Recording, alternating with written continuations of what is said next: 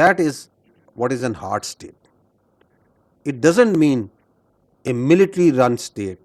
It doesn't mean a armed forces dominated state like it is tried to be interpreted या उसकी तशरीह करने की कोशिश की जाती. That is what is hard state in our understanding is. अगर आप आइन और कानून के मुताबिक अपने तमाम मामलात को ले आएं बिला तफरीक, जिसमें कोई ख्वास नहीं है, आम और ख्वास बराबर हैं, तो ये हार्ड स्टेट होगी. उस हार्ड स्टेट के अंदर सिक्योरिटी होगी, स्टेबिलिटी होगी, उसके अंदर ग्रीवांसेस नहीं होंगी. So that is a question mark. And the second is the obligations versus rights. What does that mean? That means कि क्या हम अपने हकूक की बात करने से पहले अपने फ़राइज़ से आगाह हैं?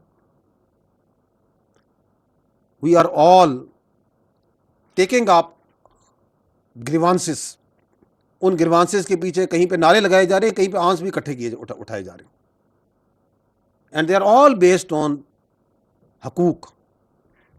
ये मेरा हक है, ये मेरा हक है, ये मेरा हक है. We can discern these rights also and the genuinity of those grievances. बिल्कुल ठीक भी होंगी, लेकिन ये जो हकूक हैं, इसके पीछे, इसके पहले, इसके पीछे भी नहीं, इससे पहले हमारी कुछ ऑब्लिगेशंस हैं. Let me try to put the context in it constitutionally. Article 5 of the Constitution, what does it say? It comes before the Article 8 and beyond, जहाँ आपके fundamental rights की बात होती है. It reads, loyalty to the state and obedience to Constitution and law. It says, loyalty to the state is the basic duty of every citizen, full stop. Absolute clear. It states, the part 2 states, obedience to the Constitution and law is the inviolable obligation of every citizen wherever he may be.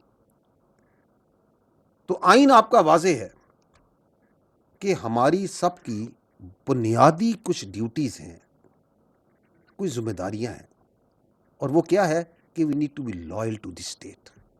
If we are loyal to the state, we are obedient to the constitution and law, and it is given in the constitution, so then you can talk about your rights. ये जो paradox है, इस paradox में हमें सबसे पहले अपनी obligations की बात करनी पड़ी. फील्ड मार्शल सईद आसिम मुनीर ने चंद दिन पहले इसकी निशानदेही करते हुए नेशनल वर्कशॉप बलोचिस्तान में बड़े वाज़े अंदाज में बात की कि yes, we talk about rights movement. Why don't we talk about the obligations movement? There has to be a movement for the obligation of every citizen, every institution. And what are these obligations? They are very clear, they are very simple. क्या ये obligation नहीं है हर शहरी की कि हमारी पहली, अव्वलीन और आखिरी आइडेंटिटी पाकिस्तानी हो? This is a very clear, very understandable obligation. ना कि हम तरजीह दें अपनी हसबियत को, अपनी फ़कीयत को, अपनी नस्लियत को, अपनी पंजाबियत को, पख्तूनियत को, बलोचियत को, कश्मीरियत को, सिंधियत को. Because our identity, it's we are a citizen of this state, so our first identity and the last identity and the foremost identity is being Pakistani. It's our obligation that we must acknowledge the fundamental position, the central position of the state of Pakistan in our lives. क्योंकि रियासत है तो सियासत है, रियासत है तो जान है, रियासत है तो नाम है. ये बड़ी बुनियादी ऑब्लिगेशंस है. Are we really working towards that?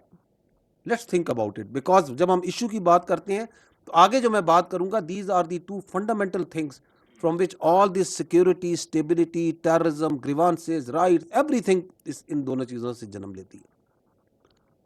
Ji next, specific to Balochistan, the first thing that we have written is elitism and sardarism and desire to maintain status quo. You might be thinking कि ISPR will come and से कि जी इतने थकाने हो गए हैं, क्योंकि आज हमने असल इशू तक पहुंचना है। ये है बुनियादी इशू बलूचिस्तान, क्योंकि ये वो कबीला है, ये वो हिस्सा है उस सोसाइटी का जो कि ऊपर, जिसकी कोई अपनी समझता मेरी ऑब्लिगेशन नहीं समझता, सिर्फ मेरे राइट्स हैं। The elites,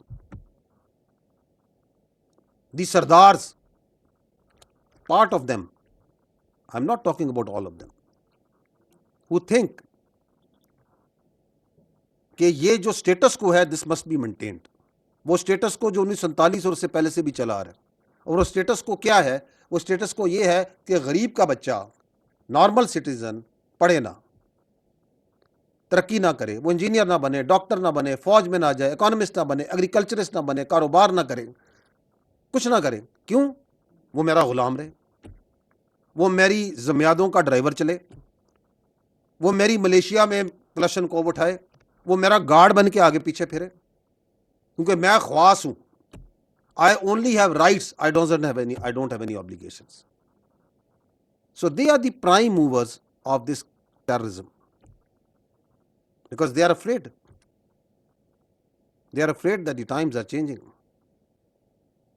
And the more afraid they are, the more anxious they get, the more kinetic they get.